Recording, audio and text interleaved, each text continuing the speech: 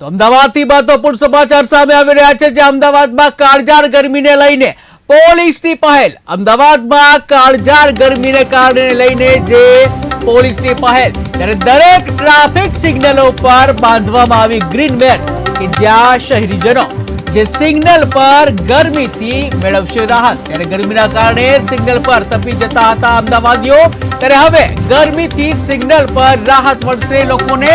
ત્યારે શહેરીજનોને આ green mat લગાવતા જે રાહત જે મળશે, ત્યારે આ રાજ્યમાં હાલ જે કહી શકાય કે એસે ગરમીનો પારો જોવા મળી રહ્યો છે, જ્યાં અમદાવાદમાં ગઈકાલે 46.6 ડિગ્રી તાપમાન નોંધાયું હતું, જ્યાં રેડ એલર્ટ જાહેર કરવામાં આવ્યું છે અમદાવાદમાં. ત્યારે જે ના છૂટકે વાહન ચાલકોને કામ અર્થે બહાર નીકળવું પડે છે. ત્યારે જે ટ્રાફિક સિગ્નલો છે ત્યાં 1 થી 2 મિનિટ જેવો સમય ક્યારેક ઊભું રહેવું પડતું હોય છે. ત્યારે આકરી ગરમીમાં જે વાહન ચાલકોને શેકાવું પડતું હોય છે. પરંતુ આને લઈને જે ટ્રાફિક પોલીસ છે અમદાવાદની, તેઓ દ્વારા જે મહત્વપૂર્ણ કામગીરી કરવામાં આવી છે અમદાવાદમાં, જે કાળઝાળ ગરમીને લઈને પોલીસે અનોખી પહેલ હાથ કરી છે.